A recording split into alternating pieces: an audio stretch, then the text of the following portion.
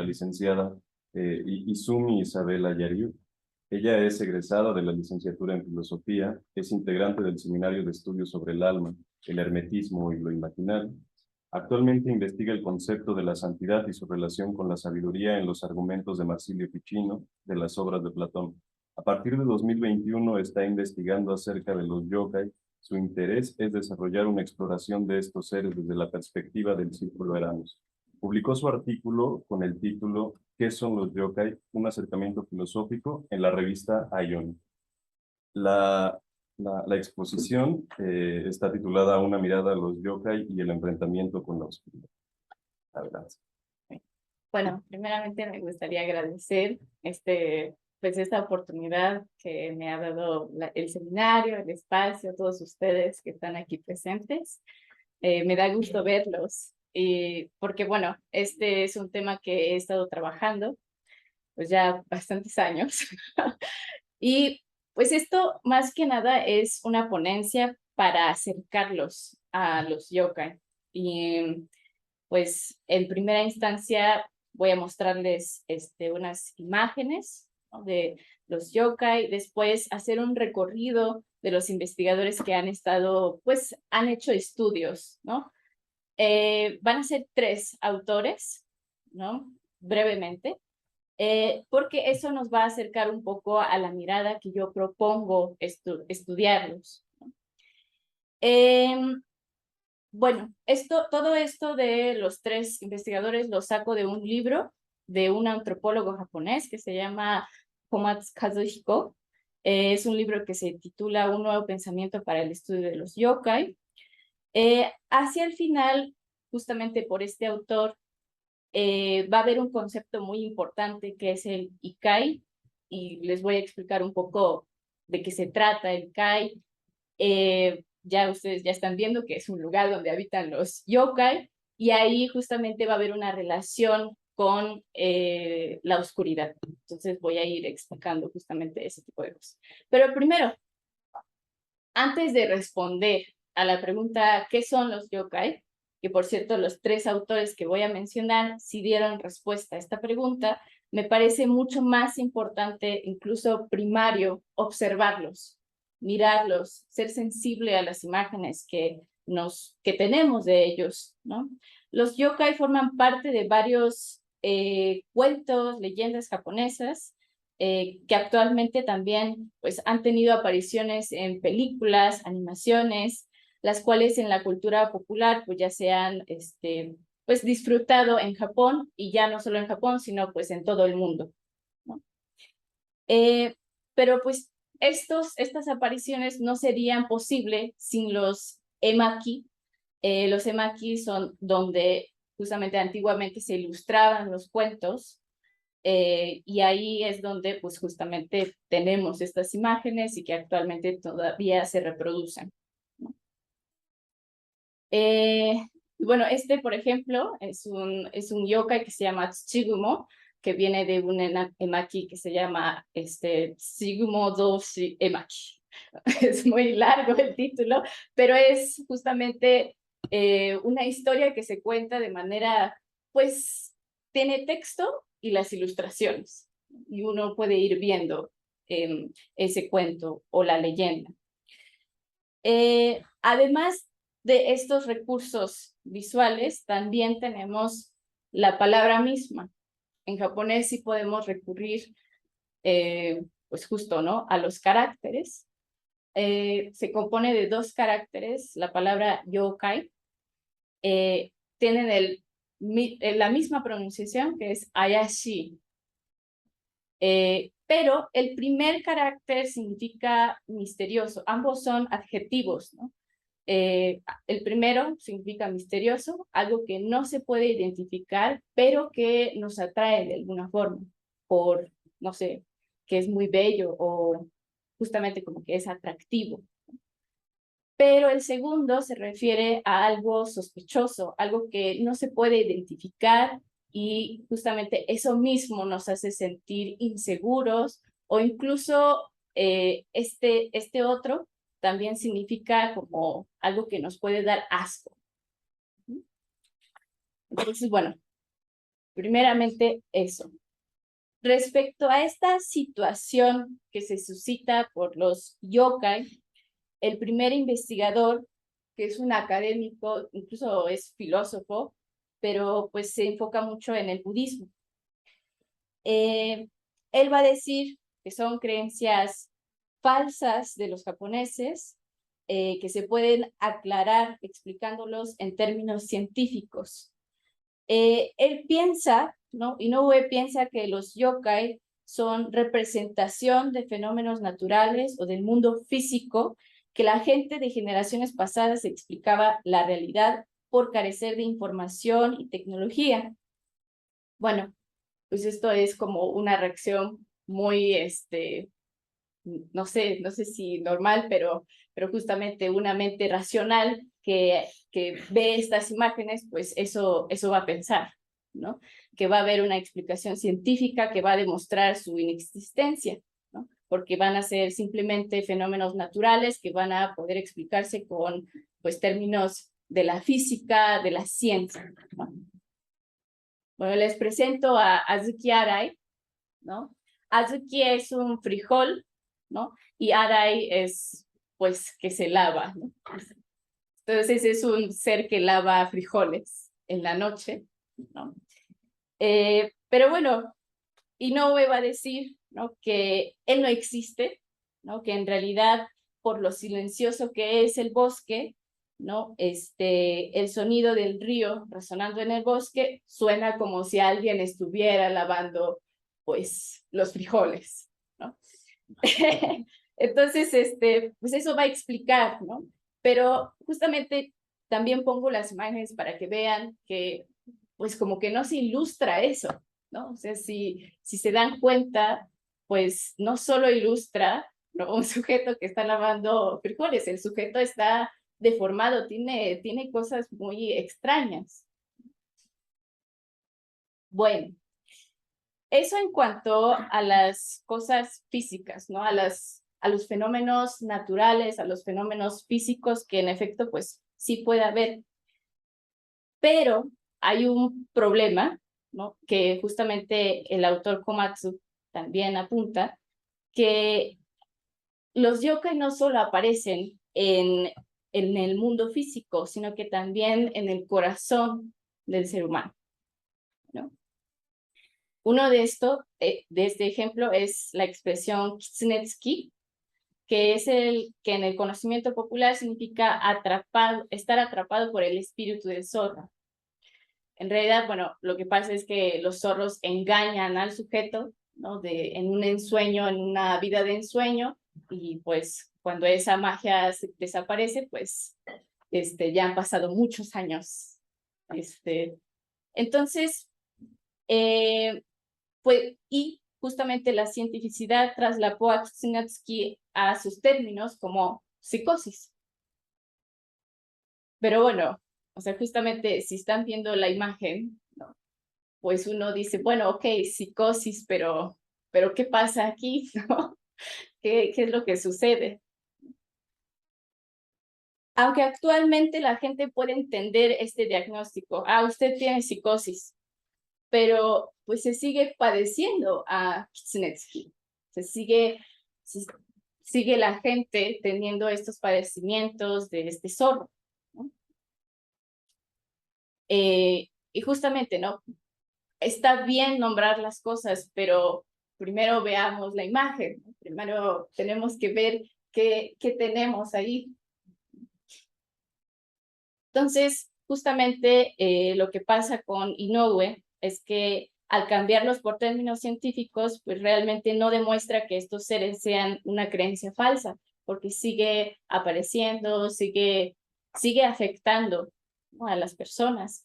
Y solo esto demuestra que hace patente que el conocimiento moderno los reduce a un problema del razonamiento, cuando en realidad pues necesitan otras atenciones. Entonces, en respuesta a esas investigaciones que hace Inoue y sus seguidores, tenemos a Kunio Yanagida, que nos va a proponer algo pues, mucho más interesante, y creo que esto es lo que pues, más afín sería estudiar, ¿no? Él es un investigador del folclore japonés, ¿no? Justamente él ve que hay una crisis de la cultura de los yokai y entonces decide pues oponerse a estos estudios y justamente él tiene una gran importancia después en los estudios de los yokai. Él argumenta que la aparición de ellos tiene germen en el debilitamiento de la fe hacia los kami. Los kami son pues dioses, no podemos decir que son dioses simplemente, y que pues justamente por este debilitamiento de la fe, los dioses se volvieron malos espíritus. Que este sería pues justamente una tesis pues mucho más pues, afín, ¿no? A lo que sí me gustaría como que más ahondar. Pero hay un problema con esto. Yanagida toma como axis de su teoría a Kappa. Él dice que pues el Kappa era justamente un kami, ¿no? Un dios del agua, que con el paso del tiempo hubo una disminución de creyentes y él se convierte en un espíritu malo, en un yokai. Pues está bien, ¿no? Justamente hacer una tesis, hacer una teoría implica hacer una generalización de todo esto, pero los yokai tienen muchas particularidades y ha sido incluso muy difícil entender qué es un yokai desde ese punto de vista. Pues resulta, ¿no?, que justamente por tener estas particularidades, en algunos cuentos pueden parecer hostiles. Por ejemplo, el Kappa lo que va a hacer, no sé, es él vive en un pantano, ¿no? Y si alguien se acerca en el pantano, pues lo arrastra al agua, ¿no? Y se lo come. Pero en algunos pueblos son alabados. Estos yokai, algunos yokai son alabados porque justamente ayudan al pueblo a combatir otro pueblo, ¿no? Entonces, como que hay, de alguna forma, sí hay esta parte de sí son dioses o son yokai. Entonces, si son dioses, ¿qué son los yokai? ¿No? ¿Por qué se vuelven malos? ¿Por qué en algunos casos son hostiles a los seres humanos? Entonces, eso parece ser que justamente no le estamos dando como una atención, ¿no?, a cada uno de ellos, de la forma que justamente estas particularidades pues tengan sentido. Entonces aquí, justamente, no, bueno, aquí hoy hay otro. Aquí es donde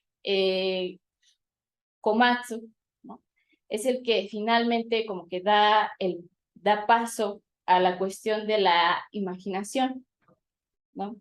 Él plantea, son producto de la imaginación humana, aparecen cuando el ser humano experimenta miedo, un miedo que particularmente surge cuando nos enfrentamos a la oscuridad, ¿no?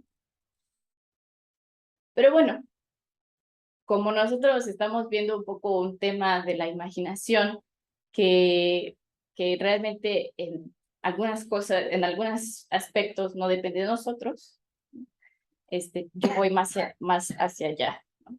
Pero por eso digo que lo que quiero decir aquí es que lo que tiene Komatsu, ¿no?, es un poco muy corto, ¿no? Y la concepción de la imaginación que tiene él igual y puede ser sesgada, ¿no?, en ese aspecto.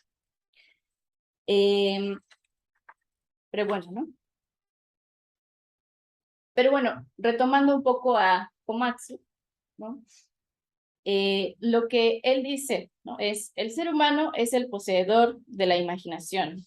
Él imagina cosas y en él reside exclusivamente la capacidad de imaginar.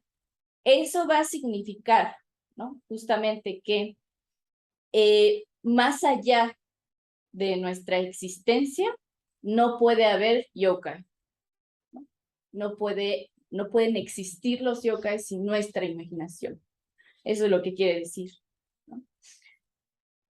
En efecto, Komatsu justamente admite que hay oscuridad en el interior del ser humano. Pues sí, ¿no? Sí podemos decir que sí. Y justamente en esa oscuridad es que los yokai aparecen. Y entonces todo va a ser un problema interno del sujeto. Todo va a ser interno. Pero eso también va a representar muchos problemas después, ¿no? 5 minutos.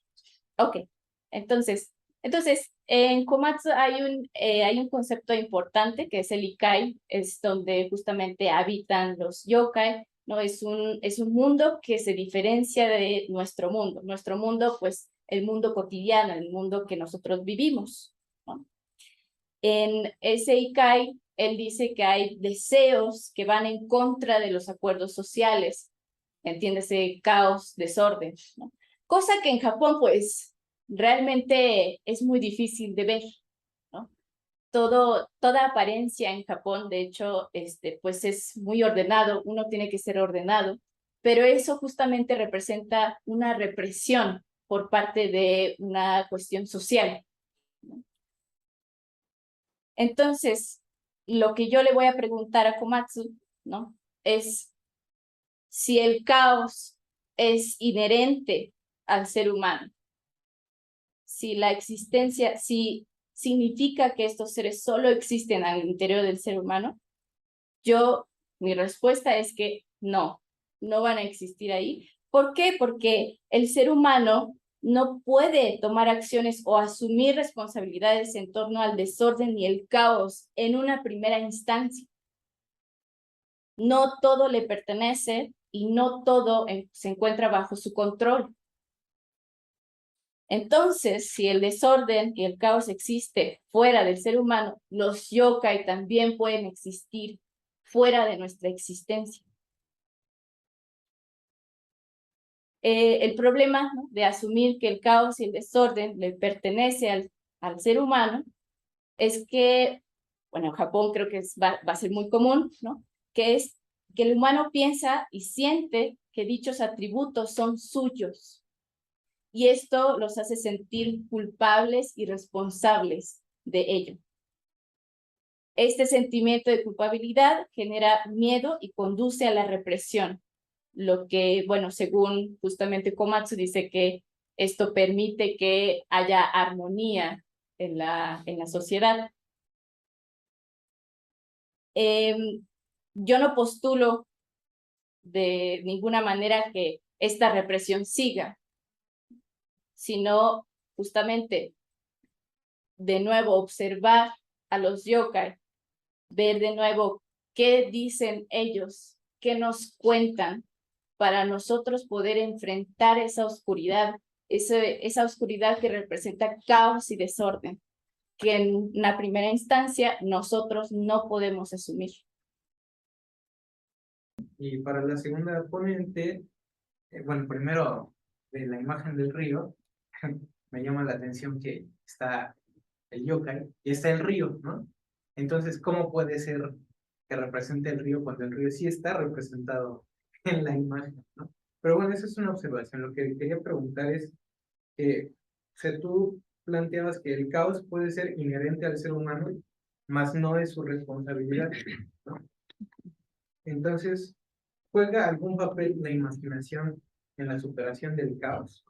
¿Y cuál es la posición de la imaginación en una nueva superación que nos lleve por caminos nuevos, que no sean, por ejemplo, la represión?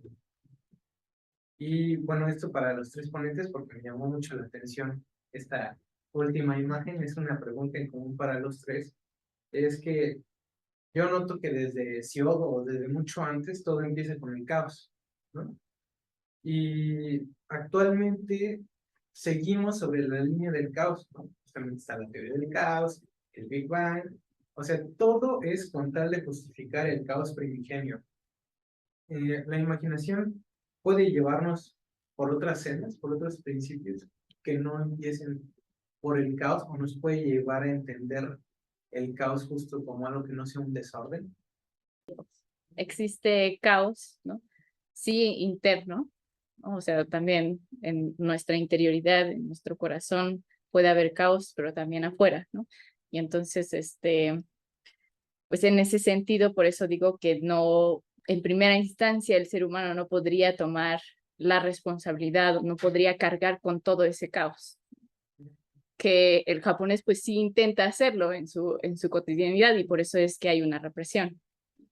Y ahí sería ya un ejercicio de conciencia, ¿no? De los japoneses, de parte de los japoneses, de decir, pues sí existe el caos, ¿no? O sea, no negar su existencia, no alejarnos de ella, sino que justamente es enfrentarlo.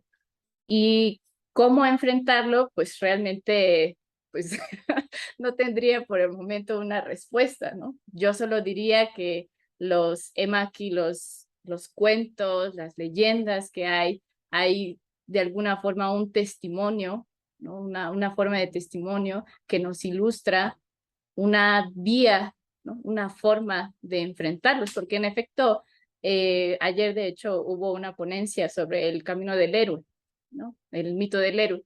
Pues hay muchas, ¿no? Que también ilustran eso en los cuentos del yokai. Pero no solo eso, o sea, también hay vías del budismo en donde pues el budista platica con los yokai. O sea que sí es posible el diálogo con estos seres, ¿no? Con los yokai. O sea que lo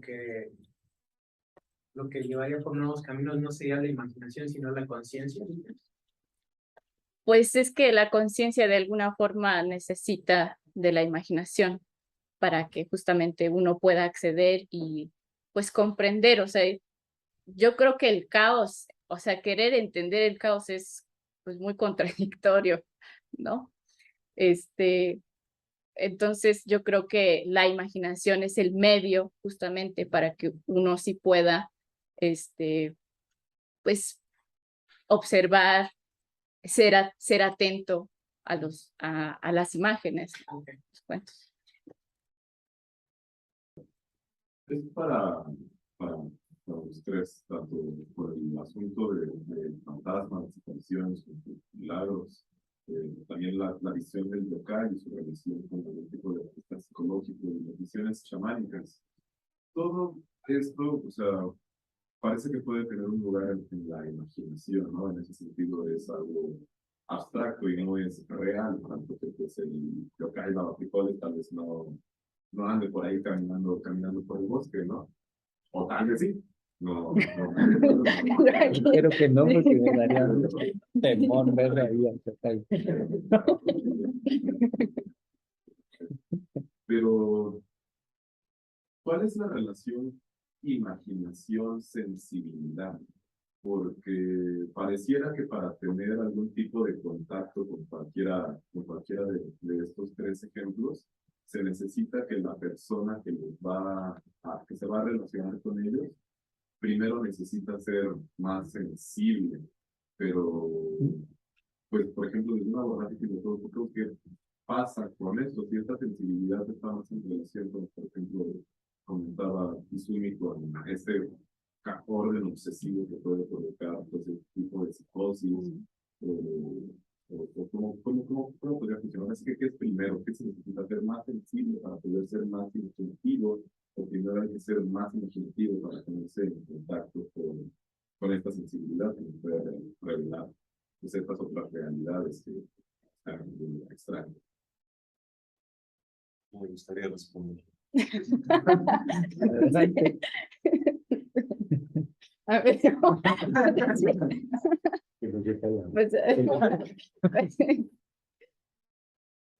pues yo creo que podría hablar desde mi experiencia, que justamente, justo por ejemplo, las visiones o la imaginación, creo que incluso en el seminario en donde estamos, estudiamos a Bachelard, ¿no?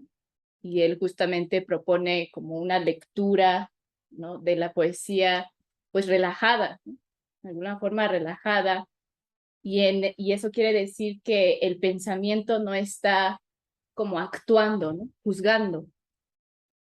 Creo que en primera instancia justamente uno sí tiene que relajarse, ¿no? De dejar de pensar demasiado, que puede ser un problema de ciertos individuos, ¿no? Y en Japón pues pasa mucho que el japonés pues piensa demasiado, ¿no? Tiene que pensar en el otro, tiene que disculparse siempre por existir, básicamente, ¿no? Entonces, creo que en primera instancia la mente pues sí tiene que estar en un estado pues relajado para que la imaginación que tiene relación con el alma, ¿no? pueda surgir algo, ¿no? De ahí. O sea, creo que la relación de la imaginación tiene que ver con el alma y no mucho con esta parte de la mente que siempre quiere entender, que siempre quiere juzgar. Eso diría yo. Para eso me llama mucho la atención el título de tu ponencia, de enfrentarse a la oscuridad, porque digamos, me llama la atención los yokai que pueden ser muy ambiguos, ¿no? Digamos, por estar en el mundo físico, por estar en los sueños, pueden ser benignos y malignos. Entonces, esa ambigüedad como que se me hace muy importante en los yokai. Y tanto la explicación como, digamos, materialista, de que están en el mundo físico, tanto la interpretación como que están en el interior solamente humano, como que son insuficientes, ¿no? Como si no hicieran justicia al fenómeno de los yokai. Entonces, pienso yo que esta ambigüedad de los yokai, lo que nos esté diciendo es como lo que hay que imaginar es nuestra concepción de la realidad, ¿no? Ni tan material, ni tan solo subjetiva. Eso por un lado. Y por otro, en Occidente, bueno, específicamente en Irlanda, con estas criaturas que todos conocemos a los duendes, digamos que en un punto el cristianismo choca con eso, ¿no? Entonces hay registros de que hay curas y hay profesiones, ¿no? Que van bendiciendo a los bosques. Entonces, así para tratar de erradicar esta sucede. ¿Pasa algo análogo en Japón o hay, digamos, los que tienen una especie de enfrentamiento con algún otro movimiento religioso? Sí, sí, como decía, sí tienen una relación con el budismo, por ejemplo, ¿no? Hay un cuento en donde justamente el budista, es que hay monjes budistas que viajan por todo Japón a cada pueblo, digamos, para pues hacer como consultas, ¿no? Y entonces al pueblo le aqueja un yokai, ¿no? Que les está haciendo maldades porque les está destruyendo sus cultivos y cosas así. Entonces, el budista lo que va a hacer justamente es pues platicar con el yokai, dialogar con el yokai. Nunca, no sé, no, como que no recurren como a tanta violencia como si lo hacen los bushi, que son los guerreros. O sea, los guerreros sí recurren como pues a sus herramientas, ¿no? Que es el katana, ¿no? Y con eso es que aniquilan a los yokai. Pero sí, o sea, sí tienen como que esa relación religiosa.